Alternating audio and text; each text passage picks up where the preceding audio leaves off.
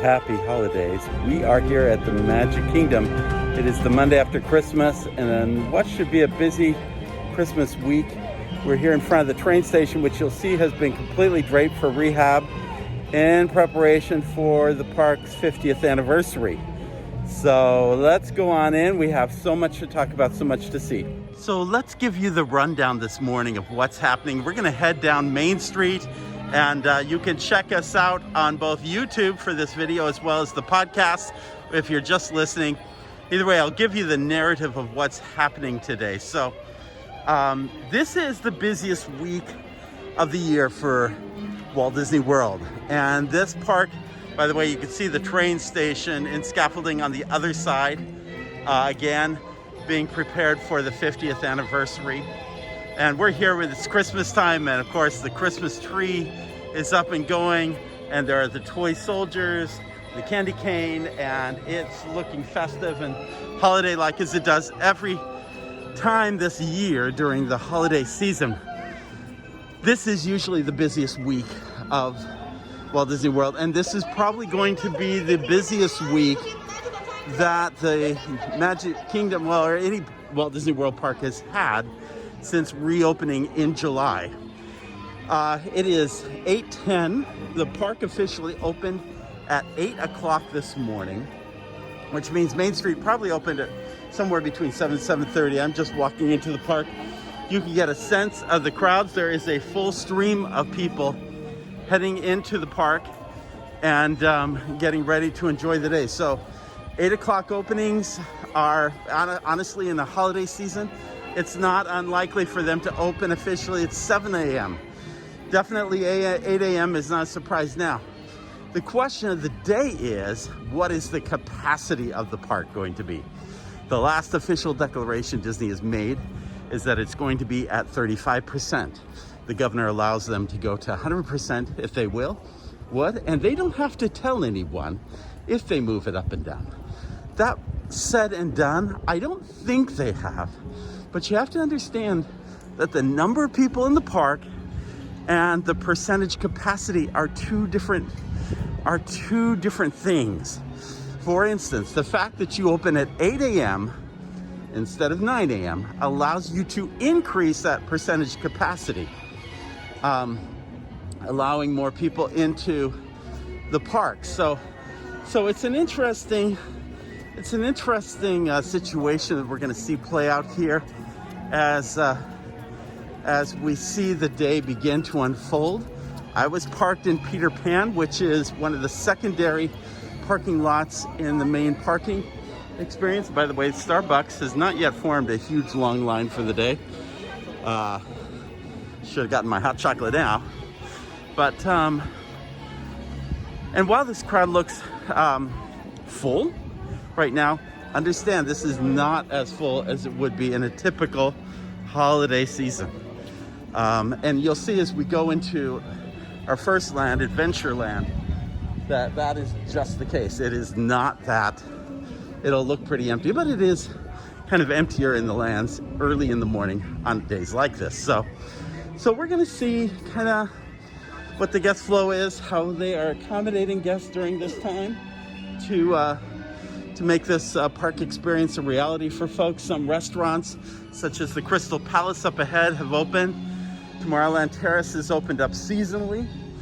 So there are those offerings, and the launching pad opened up. It's the only one offering a breakfast mobile order offering this morning, unless you call a Dole Whip a breakfast offering, which many of you probably would. And but they're just offering croissant sandwiches now. That doesn't mean like places like Sleepy Hollows wouldn't be open for breakfast. But again, you're getting a sense of how they're playing the crowd situation in the parks. Launching pad wouldn't have opened, was just beginning to open for the first time since reopening.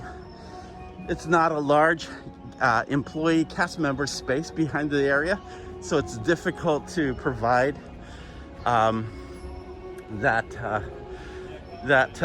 social distancing space you need. but I think they're just operating on the idea that we're just going to have a longer, with a mobile ordering offering, they can reduce the number of people coming to the line, thus reducing the number of cast members behind the counter, which may allow for that. Now, over the weekend to our Patreon groups, we did a podcast from Gideon's Bakehouse at Disney Springs. It's a new cookie place at, but we're entering Adventureland, by the way, so you can see the transformation. It's just a beautiful morning. It's what, it was 54 when I left this morning. It's supposed to be in the lower 70s by midday. Any rate, what I was going to say is that was, while they were socially distancing guests and having them go through a mobile virtual return queue, the number of employees behind the counter was staggeringly upsetting to me. I couldn't believe that they had not properly come up with means to socially distance a huge number of employees. So these things matter. I'm disappointed that a third-party operator, as new as they are, I got to grant them they are new, but it's a concerning thing that they don't distance themselves. So I think Disney's thinking about that. I don't know that every third party is thinking about it in the same way. I love these crazy purple flowers that come out of this plant. Beyond that, you see I always think that's a good omen when I see the water wheel turning at Swiss Family Treehouse. God, check out that people mover. Wouldn't it be a great day if they had started the people mover today?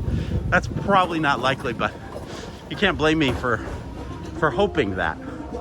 And we're heading over to the famous Jungle Cruise. Well, Jingle Cruise this time of year, and to check that out. So let's move forward in that direction.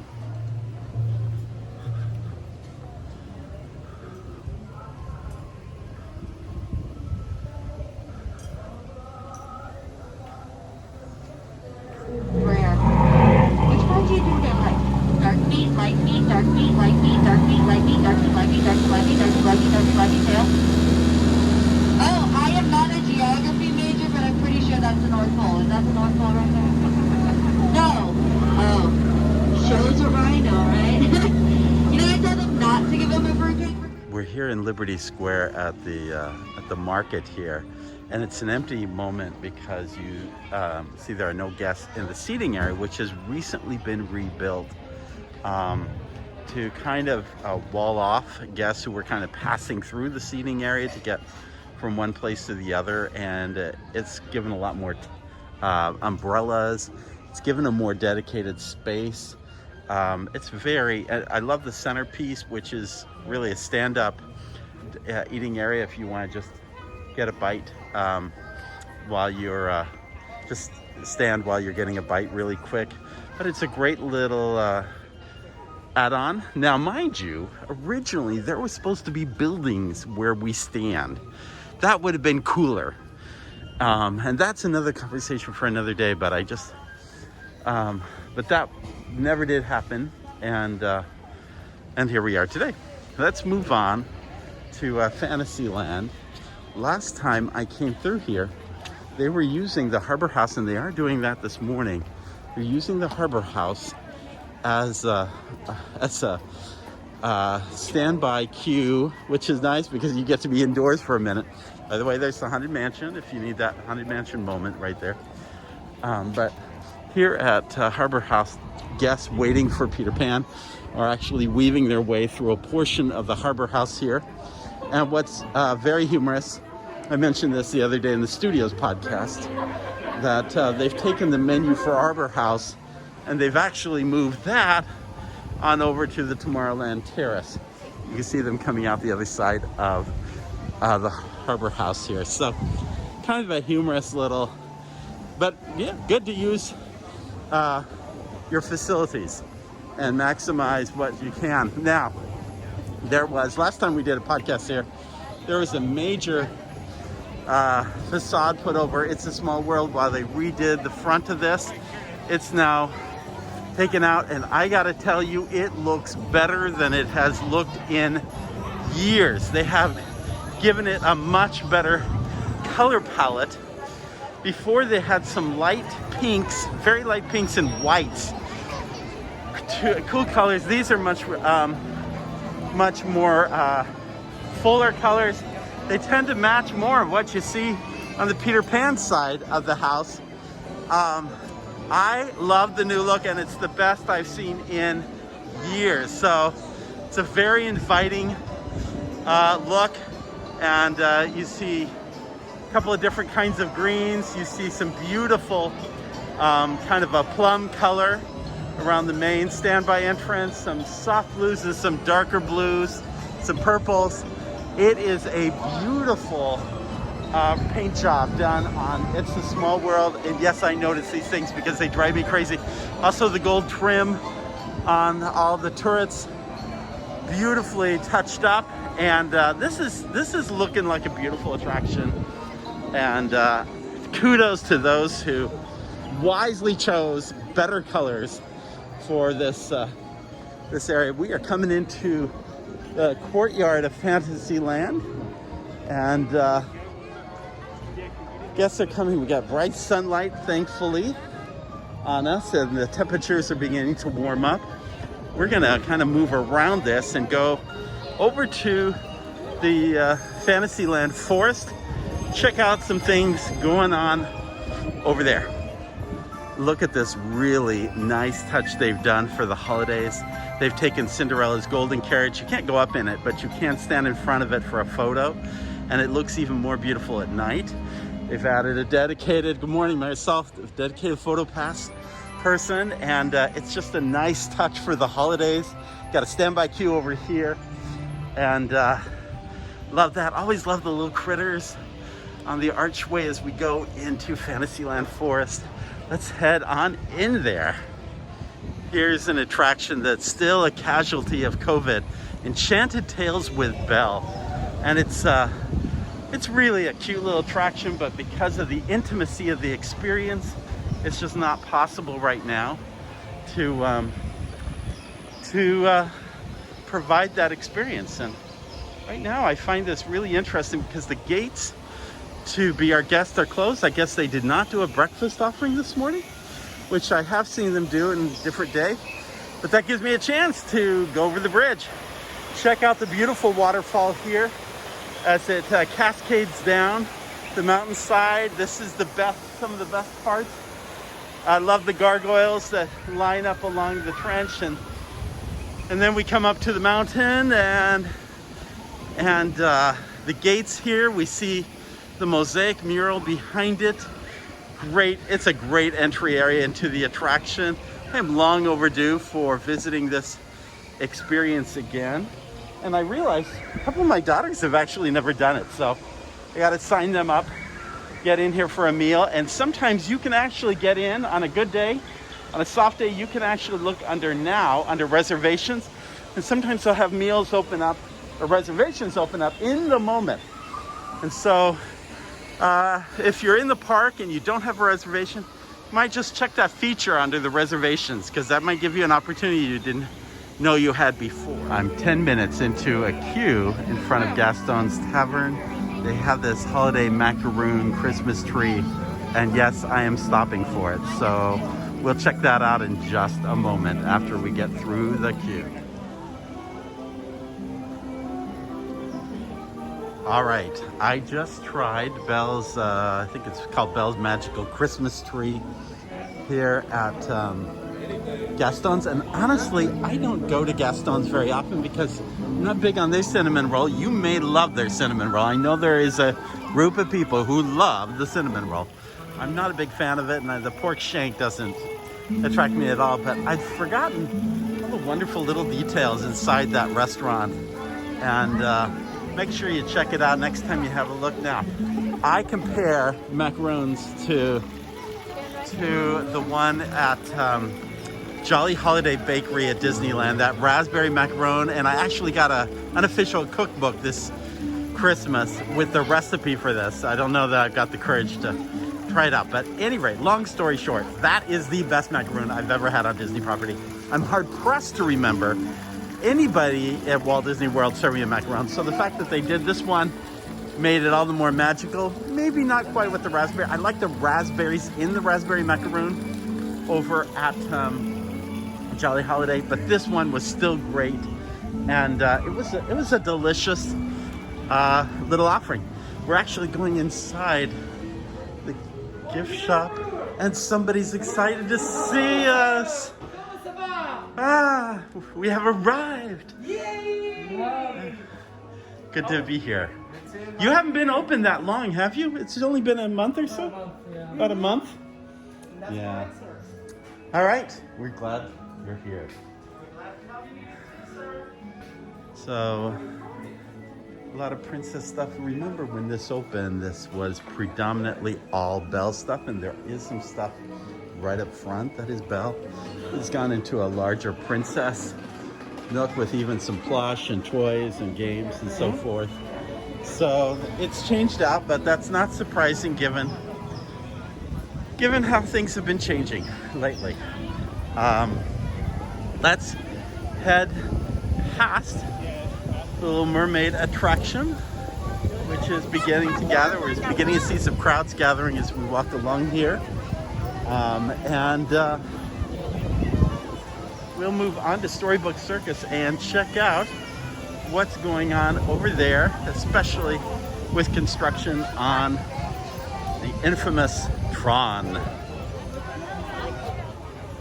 As we exit Fantasyland Forest, you'll see the queue for Seven Dwarfs Mine Ride is 75 minutes and wraps around the entire mountain. So busy morning for Seven Dwarfs Mine Ride, which reminds me, I haven't had a chance to talk about the new Snow White adventure coming to Disneyland. They have taken out a lot of the dark and scary portion of it. They don't even call it that anymore. So I'm excited to see what that new attraction is. That and Marvel, there's an exciting period ahead for Disneyland. It's just got to reopen. So more exciting news to come from the California front. Stand by for Barnstormer is occupying a lot of the space I usually go to get pictures of Tron, but you can see it behind us. In fact, the canopies are offering a little bit of shade from the sun pouring in, but you see that a large part of the canopy structure has been put in play over here, and now they'll need to cover the canopy with this sort of, I don't know how to describe the material, but each of those little diamonds and triangles have to be covered with a sort of covering that allows a luminescence to make the whole thing glow as a canopy at night. And it is brilliant to see that time of day. But you get a sense the train tracks have not been put in right through there. So try to imagine that train coming right through the middle of that canopy somehow, or skirting it. I don't know how it's going to happen, but a lot more excitement to come on Tron, and it's very exciting to see. You see construction workers over here on the side, and it's a construction day even though it's the Monday after Christmas. They are still very much working on this attraction. Taking a minute here to finish off my hot chocolate that I had grabbed over at Gaston's that I still haven't eaten.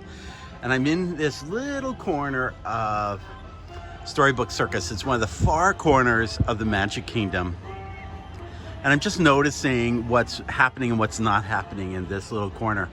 The Big Top Souvenirs is still very much closed. That is a major retail area for Magic Kingdom. The Sideshow is open as a place to go and take a break and take your mask off, but it is not really doing meet and greets at all during this time. And then over here on this end, you see Casey. It probably wouldn't have been open even this time of year because it's a little cold outside, but that whole water play area is not currently operating. And then finally the train is not operating. So you can see here are four important components that make up this corner. The Barnstormer is still open, Dumbo's still open. Those are critical, but these still four components have yet to reopen to create the total Magic Kingdom experience. Hopefully we'll see that unroll in the days and months to come. I'm thinking it's probably going to be well into summer before we see the train move around the property. So again, a little disappointing, but we got to be patient. That's not due to COVID so much as it is to construction, and we just got to be patient. We're here in the corridor between Fantasyland and Tomorrowland. It's a good place to get another view of how the grid and the entire roller coaster is coming along for Tron. And in front are guests waiting in queue for Tomorrowland Speedway. We are heading along this beautifully shaded area. I love the shade trees. I love what flowers they put in. And we're heading into Tomorrowland. And for those who were remembering my earlier wish, yeah, no, the people mover is not working today. Doesn't even look close to working. So that will have to be another day, another time. But we will be here the moment it happens, promise you. So let's keep going through Tomorrowland. Doing another little moment on the Tron coaster, because this little corner gives you a glimpse of the train. I believe it is as it comes out of the building into the main area. Maybe it's the place where it re-enters the building. But you see the steep curve coming down, and I thought I'd take a little video shot of that. We're kind of in where the speedway takes off, where the cars take off, and it's a good little corner to catch a glimpse of that track. Here we are in front of Buzz Lightyear's Space Ranger Spin. It's a pretty full, socially distanced space, but pretty full queue of guests waiting in the standby line to the attraction. In fact, what I find interesting about this is it commands not only the front of Buzz Lightyear's, but if you look at the open doors, there's a sign that says Buzz Lightyear Space Ranger Spin line continues inside. Again, they've tried to come up with creative ways to move the queue and keep it extended for guests as they come through. So this is a great example of that. And we reemerge at the entrance of Tomorrowland on a bright and sunny day, and the castle looks just amazing, poking up from the trees as we stand here at the entrance to Tomorrowland. I am just a guy who could just stand here at the Central Plaza and watch the guests go by, see this beautiful 50th anniversary castle, which just gleams in the bright sunlight of today. One of those beautiful clear days where you want to take photos of the park, and guests are here for the holidays, and it's a really good feel to the entire park experience. Here we are in the gift shops. I thought it might be good to kind of get a glimpse of what the crowds look like inside these shops, because we just saw what it looks like on the outside coming down the street. It's there are groups of people coming through, but there are also large segments where it's a little bit empty, and not many people are moving through. So kind of a good time to go shopping, except right now the idea of having it sent to the front of the park for pickup later, I don't think that's currently available right now. So you'd be dragging your gift shop item for the rest of the day. That would not be fun.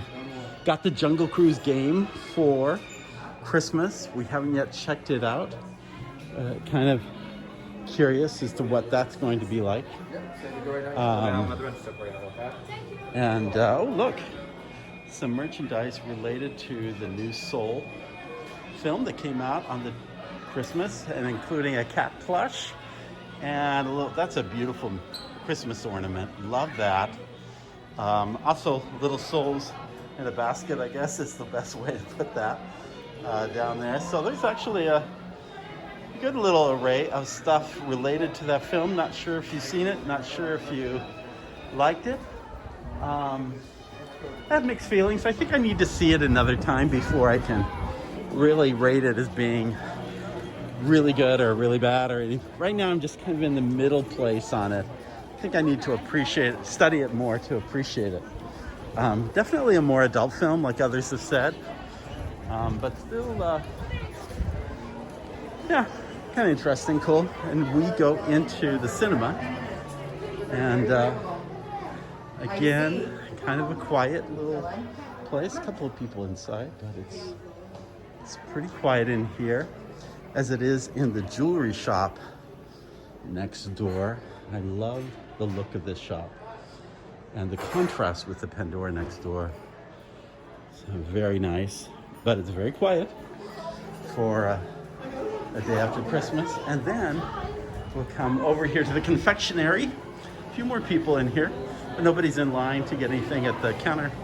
One person is checking out, but again, kind of quiet comparatively for a busy holiday morning. I'm sure it will get busier before we are through. I guarantee you on that. Here's a bit of a treat. Disney princesses and the fairy godmother are all up at the train station. You don't get very many opportunities to see all of the princesses in alignment here. We have Snow White, we have Jasmine, we have from Tangled, let down your hair. Why am I? Man, am I that bad on princesses? We have Sleeping Beauty, we have Belle, we have Merida, we have Ariel, we have Tiana, we have Cinderella, and Rapunzel. This is a pretty good selection of princesses. You don't see this any other time where they're all gathered, other than being in a parade. Even then, you don't always see them all together in a parade. So this is a pretty good gathering, and very, very cool. And the guests are loving it. As you kind of see them gathering again, trying to social distance the whole thing. But everyone's gathered here to see all of them gather. So we are here with the Dapper Dans. They are heading down Main Street on the horse-drawn trolley. And we're here to check them out as they come around the corner here in Town Square. Take a listen. I'm still in the festive mood too, fellas. It's still, to me, it's still the holiday season. Okay. And I think we should sing a song for the folks here. All right. Let's start it off with Every Christmas Morning. I love that song.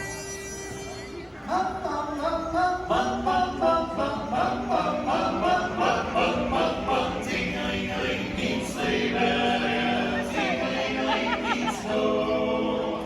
Ting-a-ling-a-ling at Christmas time, hearts of the old folks woe. Ting-a-ling-a-ling to the children, Santa's on his way.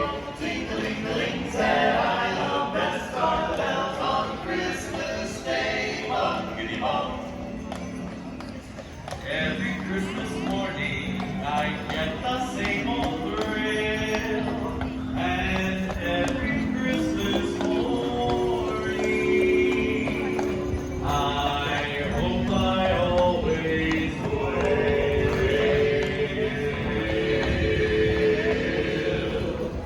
Romping with the children and playing with their toys. There's nothing I can think of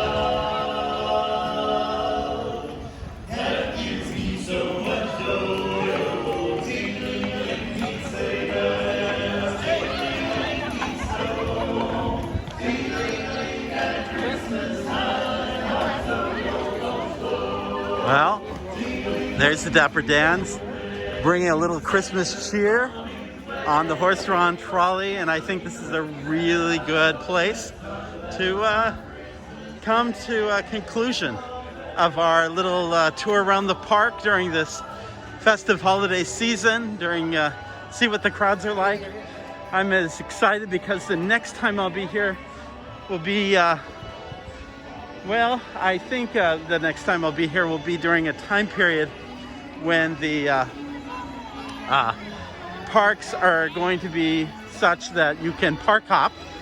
So there's more options to come. I'm hoping that a monorail line between Epcot and the Magic Kingdom gets started up again, and that's available to guests. That would be so cool. In the meantime, for those watching the YouTube video, we're going to end with a little bit of Christmas magic at nighttime with the castle and the special lights that they have. So if you haven't checked that out, please do so.